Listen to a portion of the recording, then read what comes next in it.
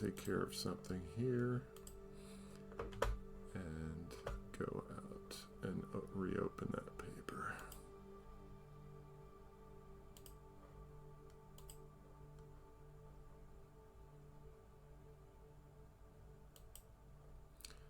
Okay. So we're back to Betelgeuse again and its evolution being at the end of its life. So what's happening here is these scientists have reviewed this data that's come from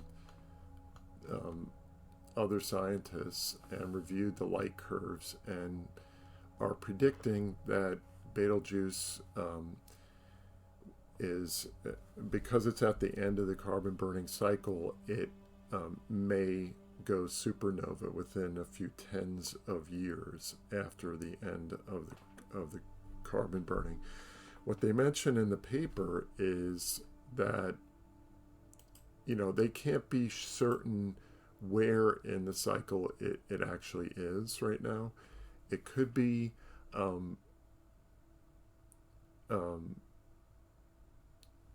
in a window of time. So if it's a 20 solar mass star, then its life in the carbon cycle will only be about 300 years. And so if we wouldn't, it's somewhat unlikely that we would be at the beginning of the carbon burning cycle.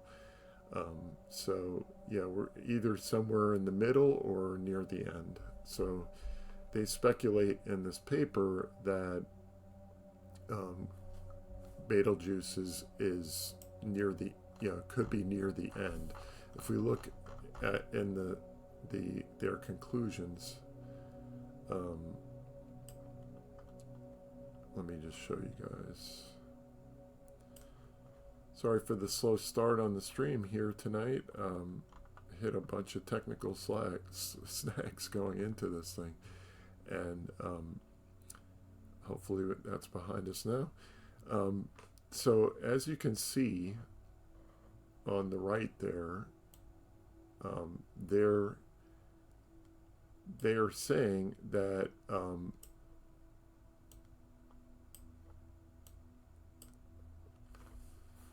Betelgeuse may have started out with 19 solar masses and might today be at 11.7, I think is what they said, 11 or 12 solar masses.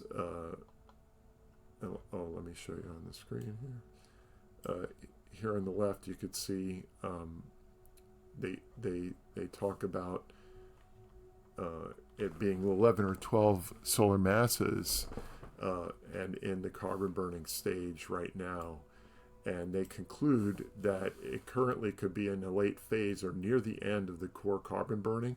After carbon is exhausted in the core collapse leading to supernova explosion is expected in a few tens, and they didn't write of years. So this, what we're looking at here is the preprint abstract, but I think that's what they actually sent to the RAS. I believe that let's see, this is the minutes of the Royal Astronomical Society, I think is where they sent it to. Yeah, that's my recollection anyway. So you could see it was just some, this abstract is June 1st, but I believe it went, the preprint is June 2nd on the top there. So what's the point? If Betelgeuse were at the end of its core carbon burning, then, there would be an interesting light show. Some of you may have seen in the media recently and elsewhere that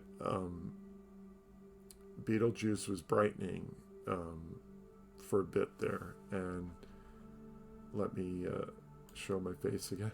Betelgeuse was brightening for a while, just before it started setting too close to sunset. So people were measuring that, and if we go to take a look at that, which we did at a recent stream I did on the subject, but I want you to, if you weren't here for that, let me just revisit that for a second. So there is this light curve generator at the American Association of Variable Star Observers that anybody can go to, and you can see the link. Do I have that showing up top? Oh, there it is. So you can see the link at the top there. It's AVSO LCGV2. Is it? Or you can just Google it, or search engine it, I should say, and enter Betelgeuse's name, and let me hit send. And so we touched on this recently, but I want to revisit it. So on the right, you can see that there are light curve measurements being made of Betelgeuse. I am going to make it bigger so you guys can see it on other devices there. So on the right, you can see that this guy, whoever these people are, they're doing this green measurements.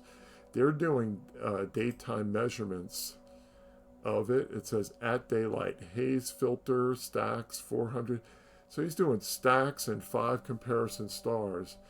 And, there are errors that can be inherent in doing daytime readings of Betelgeuse, but there's a chance that this person is making okay estimates. If you look on the last time this person was doing this, whoever does this daytime method, so over here, this is where it gets too close to the sunset and it becomes hard to see. So we kind of lost track of where it is right now. It was bright here for a while, and then the sun got in the way, and then it's daytime over here, and this person is making daytime measurements. Well, the last time likely the same person. Let me see. It's Comet Code Buck. Let's see if I can see their identifier. So observer code NOT and BAV is the affiliation. So if we go here, and the same person, right? So the last time we had a gap in the data over here, which was last summer, right? This person was doing daytime measurements, and his curve was going down and down and down. And then when people resumed on the other side at just before sunrise, at the end, after some time elapsed, his measurements were coming in kind of low here until people started actually measuring it, and then it suddenly jumped back up again. So I would say that his measurements are kind of sus, and the same happened over here. The same person, the green line you see here, the mean here was higher for what the average people were measuring, but his stuff was coming in low. So he's not, in my opinion, as a personal opinion, perhaps not as accurate as we would like it to be. So there is a better than zero chance that, he may be underestimating the brightness. And if that's the case, once we go through this time period where Betelgeuse moves and passes the sun, and the sun actually passes by, and then it starts coming up in the morning hours, we'll be able to get a new fix on how bright it actually is. So let me go back over to chat, and what I want to do is I want to talk about, hey, Dreamless Phantom. Hi, Astrology Joe. Yes. If you want to call it Astrology Show, you that's okay with me. So yeah, but it's astronomy. Let me just, I don't know if you can see my shirt here, but it's astronomy, astronomy, astronomy. And my beautiful children, they gave me a mug with astrology on it. So you're not the only jokester here. This is a mug that they put my images that I took years ago on this mug, and then they're having fun, and they know I used to think it was a funny thing. I still do. When people ask me in parks or when I'm doing outreach, and so when did you start getting into astrology? And I'd be like, okay. So I wouldn't correct people for the longest time, and then my wife was like, "No, you have to correct them. You have to." So nowadays, I'm inclined to say it the other way. So let me read your ARP 273 is just beautiful and a pair of interacting galaxy. What's more beautiful than that? Galaxies. Yeah. So ARP 273 is an interesting interacting set there. Let me pull that up. Let's see. ARP.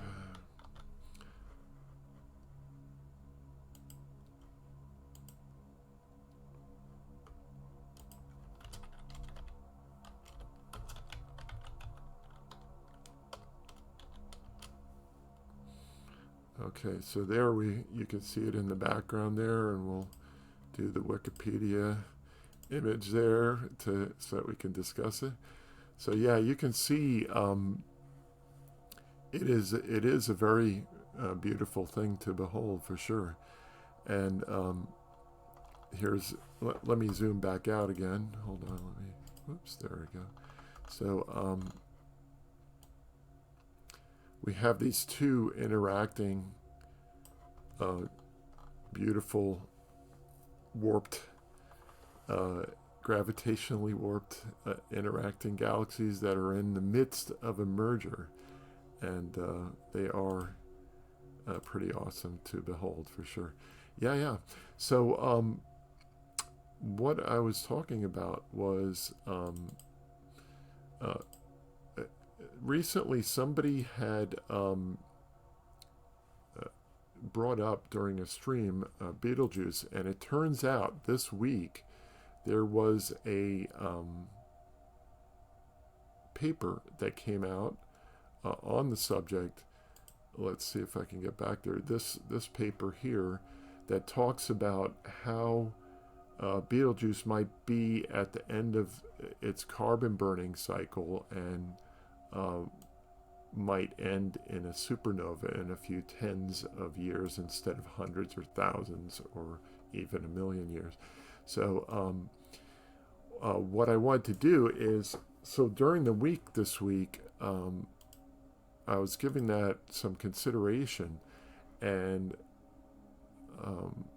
in discussion with some friends of mine who are also astronomers and amateur astronomers.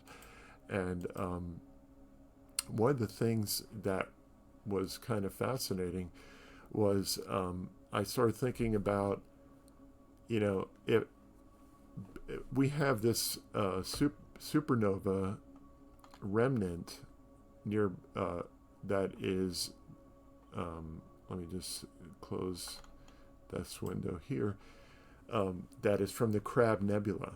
And what happened in 1054 AD, there was a supernova explosion of a star that, in this science paper, they proposed that the mass of Betelgeuse might currently be at 11.7 solar masses, which is pretty close to what the Crab Nebula's progenitor neutron star was before it went supernova. So it's not unreasonable to make comparisons to this neutron star that's spinning. Let me see if, I don't know if my mouse cursor shows up for you folks there, but the brightest thing toward the center there is where this neutron star is right now, and what it's doing, it has two polar jets that are shooting up into space, and it's a spinning neutron star. I'm going to show a graphic of that. Let me. I set aside some images tonight for the stream. Let me just go there.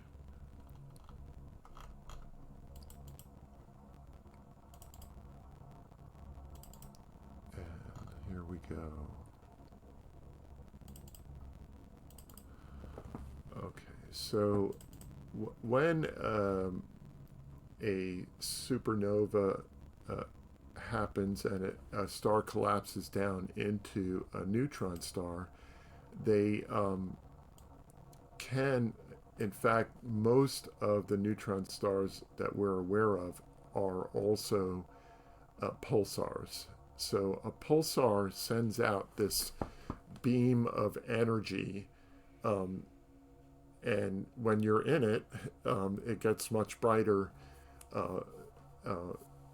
as a result.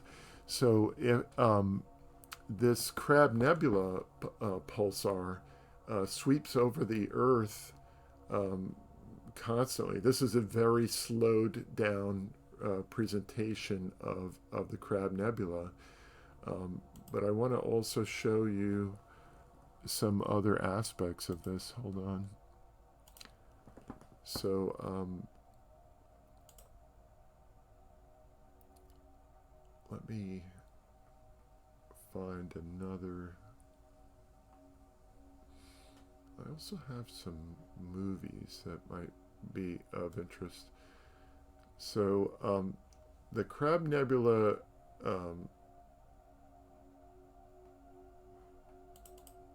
was originally, when this star exploded, the Chinese observed that that Betelgeuse had gone, not Betelgeuse, that, excuse me, this is a different subject, hold on. The Chinese did observe the Crab Nebula exploding, but this image is not related to that. Hold on a second. I opened the wrong image there. That's an image of Orion, also observed by the Chinese, and they also noted its brightness back then too. So hold on a second. Here we go. So neutron stars in general. Ooh, that's too big of an image. Hold on a second. Let's shrink it down. There we go. So when a neutron star collapses, it collapses into this tiny object that's like the size of Manhattan. You know, it's let's see, 10 to 20 miles, and you know, super massive, like a matchbox size of it, weighs an immense, what does it say, like 300, what was it? I can't remember the number, but it was like a crazy amount. Yeah, a T-spawn of neutron star would weigh 4 billion tons on Earth. And so the most likely outcome of Betelgeuse collapsing would be a pulsar that rotates and has beams that sweep through the sky. So you may have heard, oops, I just totally closed the window here. Let me make sure I don't mess things up here. So you may have heard that Betelgeuse doesn't present a threat to us, from when it recently dimmed, some scientists had commented, "Oh, we're going to be perfectly safe. We're far enough away from it, and everything's going to be fine." And so this week I've given it a lot of thought, and so it turns out that if you put the Crab Nebula at the distance of where Betelgeuse is right now, it's about 600 light years away, it would be 50 something times more powerful.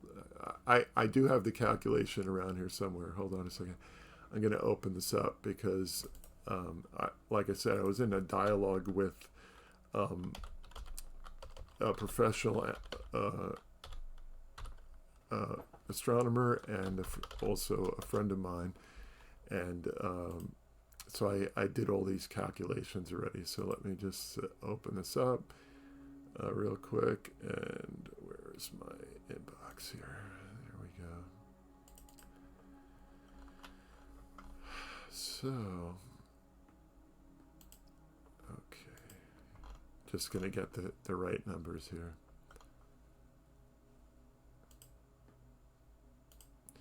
So, I'm going to explain it in as simple terms as I can. Let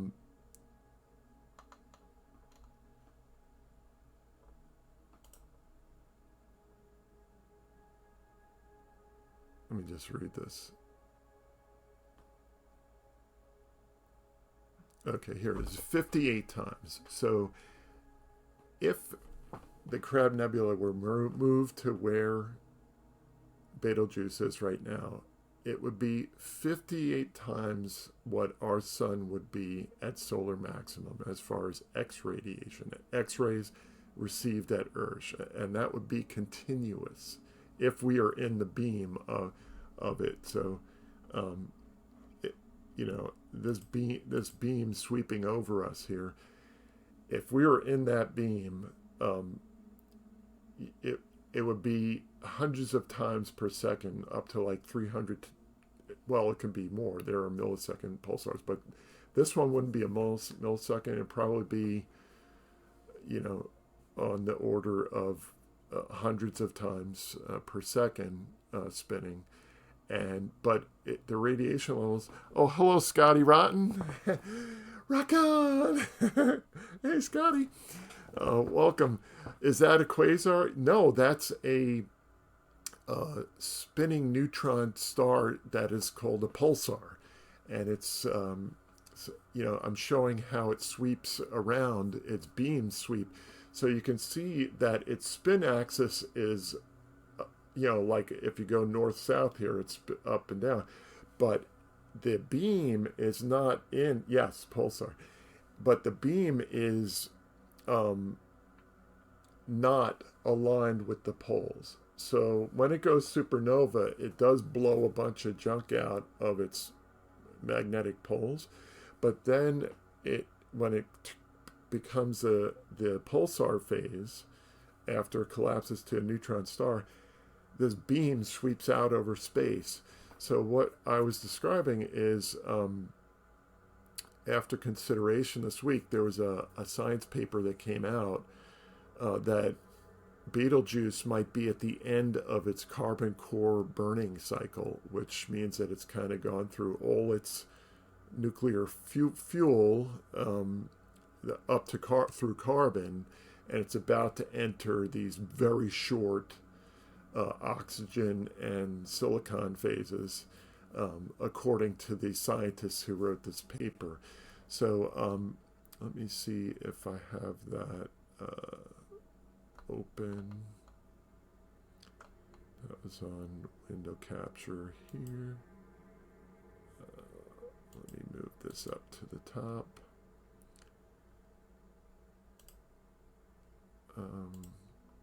Did it go? I don't think it went. Okay, so anyway, let me close these other image windows here, and or I'll leave that one open and close this one. And So there, yeah. So there was this science paper. Let me open. Where is the? I have a window capture going for this, but it's not presenting itself. So I don't know where that window went. But anyway, uh, how short is it? Very short. So yeah, so it's like 300 times a second, kind of short. Um, that much of a swoop, like like faster than you can rip your tongue. It's that fast. So that's how a lot of pulsars are. Some of them are longer period, like a couple times a second or once a sec, up to that short. But most of them, what happens is when they collapse, it's sort of like a skater pulling in their arms, and their rotation speed gets very, very, very high. So, um, when Betelgeuse does get to that point, which it eventually will, even if it's a long time in the future, um, it is likely. I mean, it's the right mass right now to become a neutron star. If it, uh, if it's excellent, if it's more massive, like instead of it being 11.7 um, solar masses, it, which is what this paper talked about, if it is actually like 15 solar masses or 20 solar masses, at 15 solar masses, it does a different kind of supernova. And at more than 20 solar masses, it's going to collapse into a black hole for sure. Like it certainly will. And it'll just disappear, boom, and show will be over. There won't be any neutron star or pulsar business to deal with. And then we'd only be dealing with the supernova itself, which may not be an issue if it's far enough away, and if the polar axis is not pointing at the Earth. So back to this end of the carbon core thing. So in back of me, you can see the Crab Nebula is this example that I want to use to show that the Crab Nebula, at the Crab Nebula's distance, is there's a measure that I just learned about this week. We're always learning in astronomy, and the measurement is called a crab and millicrab. So this week I got the crabs from as a metric, as a measure of in astronomy. So let me see if I can move whatever this window is here. Let me grab it.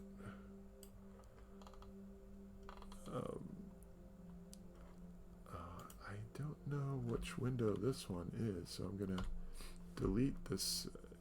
Oh, okay. Click no, and I do want to show you guys some other things related to that. So, not to get off the point, the Crab Nebula, if moved to the location of Betelgeuse, would be 58 times more powerful than the sun is at solar maximum. So, and that would be constantly, beaming that X-ray X radiation at the Earth, if Betelgeuse collapsed in the same way. And in fact, Betelgeuse is slightly more massive than the one in the paper I was describing. It's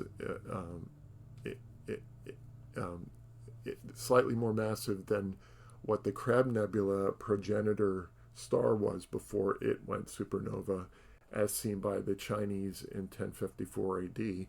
So, the sun at solar maximum is 2 crabs. So, it's equal. The sun, when it's at its maximum activity, is the same as two Crab Nebulas at maximum, and that's the Crab Nebula at 6,500 light years away. If you move the Crab Nebula from 6,500 light years away and move it to 600 light years away, it's going to be 58 more times more powerful. Or it's like having 16 solar flares of the most powerful solar flares that we've recorded in modern times. If having 16 of them going off at the same time constantly, like never ending on the Earth. So that would be more than hazardous to our health. Over time, it would damage the upper atmosphere and modify. It would destroy the ozone layer. It would change the DNA of organisms on the Earth, and that's only talking about the X-rays. So one of the strongest gamma ray sources in the universe is also Betelgeuse. So, not Betelgeuse, the Crab Nebula that you see in the background there. So it is so powerful of a gamma ray source that periodically it peaks 10 to 100 times higher than its average background emissions, and it becomes the brightest gamma ray source that is regularly, is a regular source in the sky. So if you move that to where Betelgeuse is right now, what that would do on Earth would it would not be good, to say the least. It would be catastrophic. So when you hear about people saying, well, we'll be safe if Betelgeuse goes supernova, we're far enough away, and that could be true for the supernova part of it. But after thinking about it this week and reasoning it through and speaking with my friends, if it were to collapse into a pulsar, which is most of the pulsars that we're aware of are from neutron stars. Let me reopen one of the images I had open before. I don't know, not that one. That one. So this is a graphic from NASA's Jet Propulsion Laboratory, and as you can see, what they're referring to is that most of the 3,000 known neutron stars are pulsars, right? So it is very likely that Betelgeuse, when it collapses into a neutron star, will become a pulsar. It is highly probable that it will be. So,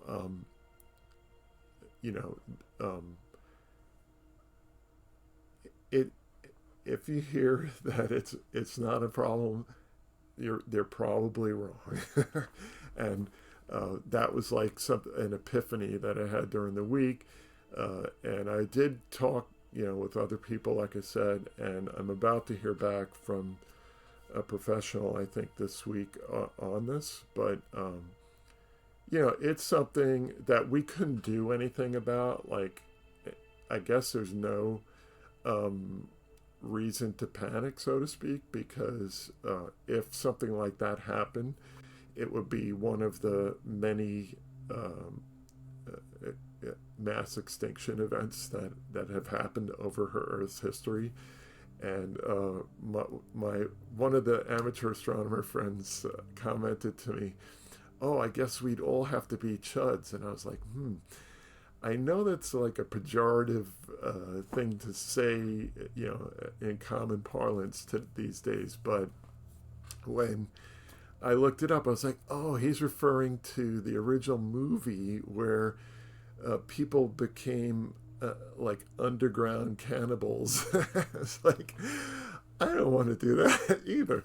So, um, yeah, so we would be, yeah, like we would, it would not be a good day on Earth. So let's hope that after the Betelgeuse reappears on the other side, that it is indeed not going to go supernova. And if it is, it's like a lot of things in life. Like we just have to like live our best life today and kind of ignore that thing. And I definitely I wouldn't want to be like, I've thought about like, oh, should I talk about this or not? Because it's not like telling people doesn't help. It's I think perhaps, and some people would like to know about these things, and other people wouldn't. But um, I also would probably weigh on me if I didn't talk about it. So that's it's kind of purging myself of thinking about it. So that said, so yeah, let me open up related to the Crab Nebula, because it's kind of the future, I think, um, of Betelgeuse is something akin to these pulsars that are neutron stars that result from stars that are this mass. So you guys may have heard about the recent supernova in M101, and interestingly enough, that just so happens to be the same um, the same mass as what they think the Crab Nebula progenitor was when it went supernova. So what you're seeing right now in M101 is, one is in real time, a supernova right now is happening. Let me see if I can get those windows to work again by closing some stuff out and seeing what I can do here. So I think I've got that under control. Let me go look at, just show you real quickly, this M101 supernova was kind of cool.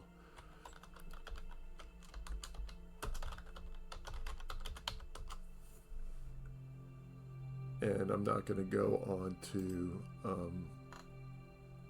websites that are going to get me kicked off of Twitch here, but hold on a second. Let me do the right thing. There we go. Okay, and let me open this window. Yay. It worked. Okay, so you can see in this image here that where the new supernova is in M101 that went off on May 20th. And let me see if I can make this a little bigger. And let's see, I hope Craig doesn't mind. But this is for science. So yeah, that's where it is. So Craig Stocks, wherever you are, I apologize if I give you credit. So here we go. So yeah, so there's M101, and it was about the same mass as Betelgeuse might be right now, and what we think that the Crab Nebula was. So hey, Scotty Rotten, got to go to bed tomorrow. Comes early, yes sir. Rock and roll. Get some rest. And thanks for visiting. And hey, before you go, if you're still here, I saw that Astrocanuck has scheduled a Tuesday stream. So everybody who's here, make sure you catch if he comes on. Astrocanuck may be streaming on Tuesday, and what was it? What did he call it? Space crafting was what he plans to do. So make sure you catch that, and who knows? Maybe Scotty Rotten might make a guest appearance on his stream one of these days. You never know. So yeah, good night, Scotty Rotten. Thanks for coming by, and yeah. So let me close this window for a second, and yeah.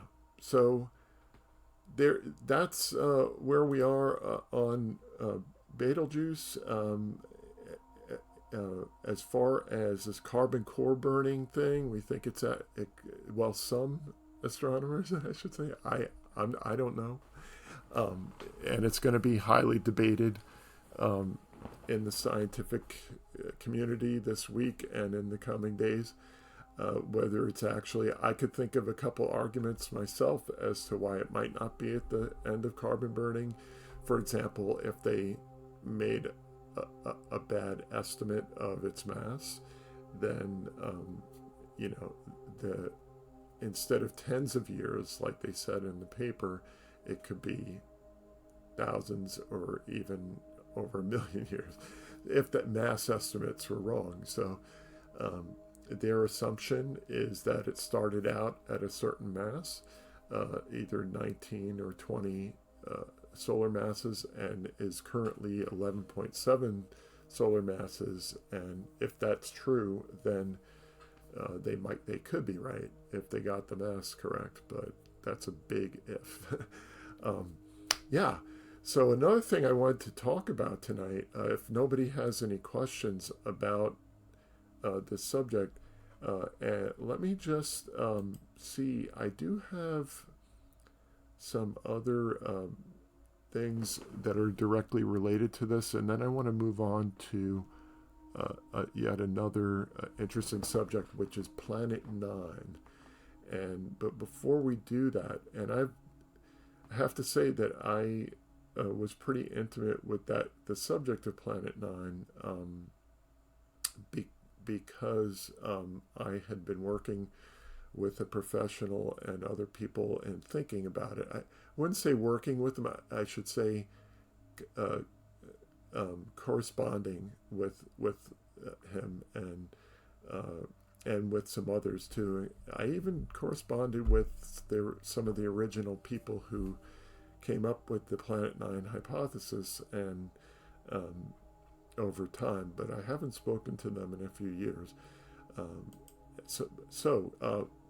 But it's an interesting story. But before we do that, let me wrap it up, so to speak, with regard to Betelgeuse becoming a pulsar, becoming okay. Let me open, better yet, let me open a movie. Let me see if I can do that here.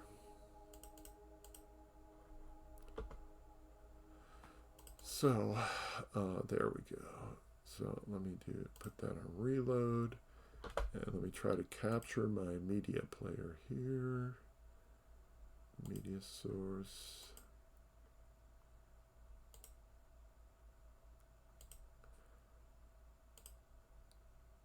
Window capture. Let's try that. There we go. So this is the Vela pulsar in X-rays, and so like the Crab Nebula, the Vela pulsar. Hold on a second. What just happened there? Oh, the media player stopped playing my other stuff. That's fascinating. Naughty media player. Hold on a second. So with that, we'll keep the music stuff in the background off for a second. So this Vela pulsar is very similar phenomena to the Crab Nebula, where you have this jet coming out of the neutron star pulsar and shooting off into space. And you can't see my mouse this time around, but oh, there it goes. Okay, but here in this this beam of this pulsar, you could see that it's wide. It's not just a narrow, like pencil-shaped thing that you see here. As you get further away from it, it spreads its stuff wide and far. Anybody who's out here, as it spreads out, if you have a planet or a solar system out here, you're going to get cooked by the ejected charged electrons and high energy particles, and your atmosphere is going to be toast. But I wanted to show that because it looks kind of similar to this in some aspects too, and I might have a graphic of that too. Let me see if I have a good one of that for the Crab Nebula. Oh no, I don't want that one.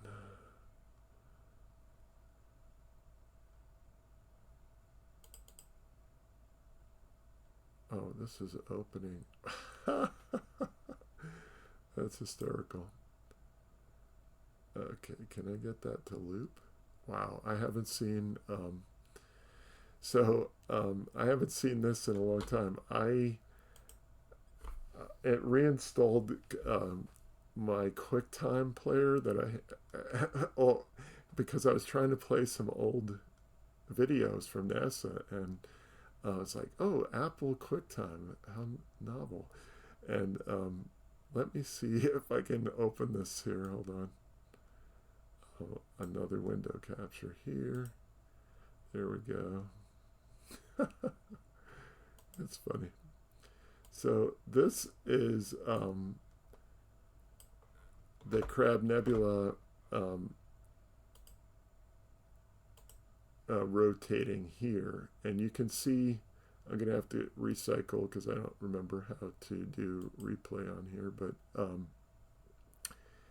you can see that it kind of has this rotational aspect to it, and it is indeed shooting jets out along this axis here, which is perpendicular to this disk of material that you see here.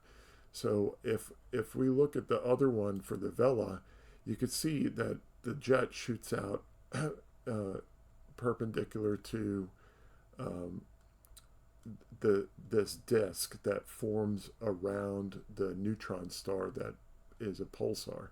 So this will likely happen when Betelgeuse collapses. It is a good probability that this could happen, and it, is an interesting aspect of thinking about what will happen, what will be the ultimate fate of Betelgeuse.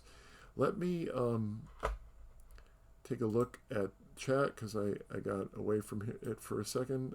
See Scotty's message still there. Yes, so let me also just open another window. So everybody, I'm Jason Higley. I'm an amateur astronomer. I like to talk about the universe and share the sky with people through telescopes. I have some telescopes that are somewhat primitive, I think, compared to other amateurs, but I do the best I can. And also, when it's cloudy outside, I talk about the universe, life in the universe, because I wrote a book on that subject once, and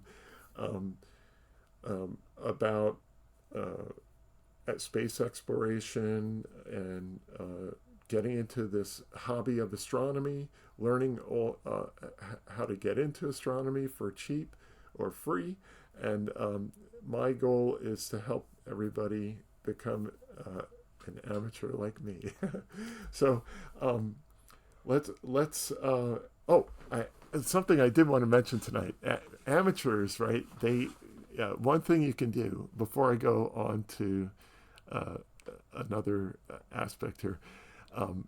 If you want to get into amateur astronomy, consider joining a local astronomy club in your region. You can get free access to telescopes a lot of times if the club has some to lend. If it's a smaller club, they might not have some, but almost every club has amateurs willing to share the sky with you, observe the universe, help you to get into the hobby, help you to find your way, so to speak. And if you're in the Central Florida region, I can help you too. I do outreach and share the sky, free always, views of the sky. I do outreach at a local park sometimes. I haven't done it recently due to recent events in the world, but I like to do outreach, and we in the club I'm in, we also do outreach and show help people to. And I want to show you my shirt here. So I was showing this. It says Chiefland Astronomy Village, right? So astronomers get together and observe the sky. And there's a place in Florida called Chiefland Astronomy Village, where amateurs get together when the moon is not out, during new moon or one of the weekends near new moon, when it's darkest. And there are amateurs who image the sky, amateurs who observe just with their eyes, and then new people come, and it's a nice thing. So in the summer, it's usually cloudy in Florida, so amateurs don't do a lot of astronomy in Florida in the summer. But in the fall, they resume doing it. And so you could also catch me out there, or come out and visit with them. I'm not officially with them. I have the shirt because I went to a star party a long time ago, and tonight I was like, what am I going to wear for this stream? And I'm like, oh, let me wear this shirt. So this shirt is from a 2008 star party. So let me show you the back of it real quick. I don't know if you'll be able to see it or not. I'm gonna try to back up to the camera here, and I can't see what you people are doing. Oh wait, I have a mirror, so let me get my mirror out here and see if I can see my back on camera. Okay, just give me a second. I'm trying to. It's funny, but yeah, that is on the back of my shirt there, and that is from that star party, and you can see that's what we do as amateurs when we're out there. The whole objective is to have a good time and to have fun. And that's what that's the highest objective of all, is to enjoy the universe, see the amazing sights of the universe. It's an awesome thing, and you meet people from all walks of life, every income level, every ethnicity, everybody. It's just like it's really a fantastic hobby to get into. So feel free to contact me. You can do a whisper on Twitch or whatever, or through my website.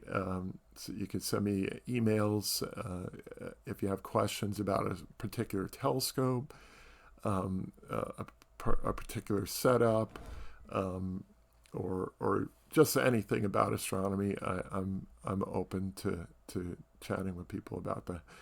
So yeah, so I got a little on the side track there, but let me uh, also show you some other aspects of this Betelgeuse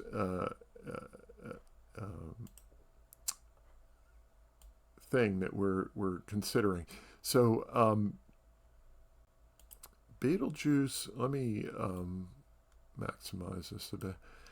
So in the end of 2019 and the beginning of 2020, Betelgeuse dimmed in the sky. It, um, as you can see in these two images, the one on the left was taken years earlier with a similar camera setup, and then the one on the right was taken in January of 2020. And you could see that Betelgeuse, the star up on the left there, and I don't think, I don't think that you guys can see my mouse on this one, but if you look at the bright orange star on the upper left there of Orion, um, you know, it's obviously way in the heck brighter relative to the second image on the right.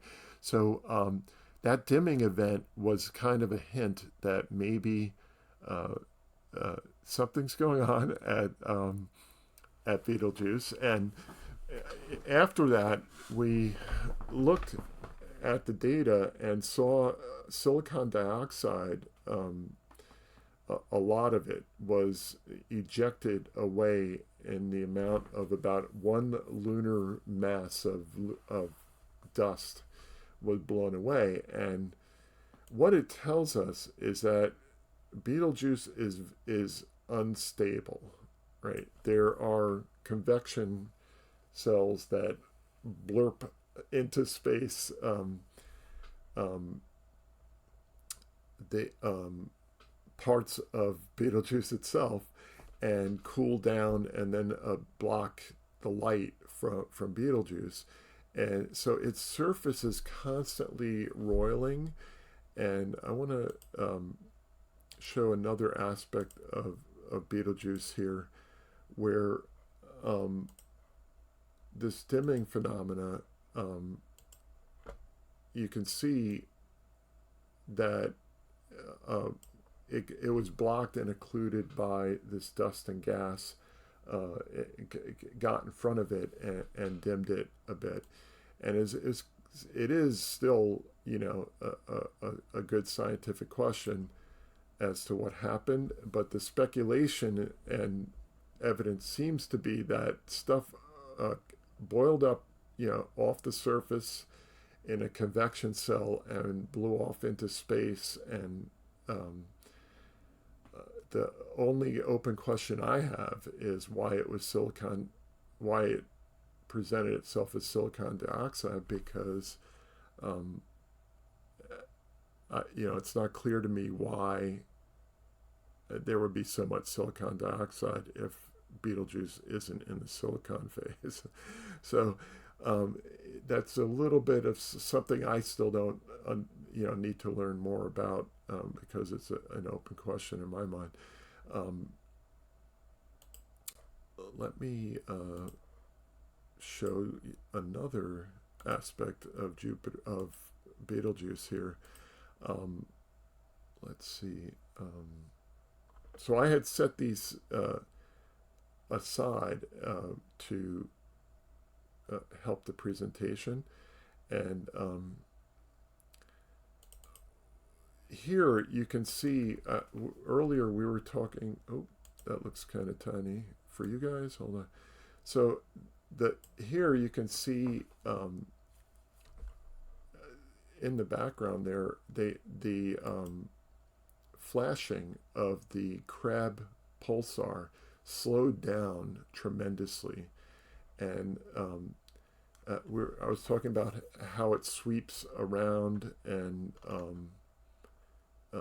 we see it sweeping through space. it's just like the image I showed you before of the, let me see if I can reopen it here. Oh, where is it? Not this one. Oopsie. Let me set this aside. I have so many windows open now. I just want to get that under control. This one's way in the back here. Yeah, so before, if you recall, we were showing the sweeping around of the jet. Let me reopen that for us here, which is, where is that? This one. So yeah, it was sweeping around, and that's that pulsing that you see of it in the Crab Nebula. So it sweeps over the Earth, this beam of energy, and lights up everything. Why that's important, if Betelgeuse goes supernova and becomes a neutron star and ultimately a pulsar, is that, and I'm going to open this, is kind of related to what I'm going to show you here. So if one considers the Crab Nebula today, right, it's 6,500 light years away. So the intensity of the Crab Nebula is this unit of measure that I didn't know until I learned about it this week, was called the one. It's a crab, right? The Crab Nebula is one crab of intensity, and at 6,500 light years, we measure it as one. When we move it to where Betelgeuse is, it's which is 600 light years away, its intensity is 117 times its intensity that it is at 6,500 light years away. So let me close that out here. So if Betelgeuse, and it's likely that it could, becomes a pulsar, it will, be beaming out. Let me move this over here. And if you could just imagine this, I'm going to put this graphic up here, where Betelgeuse is, right? And it's like beaming out at us, something akin to the Crab Nebula. That thing will be sweeping over us with an energy of 58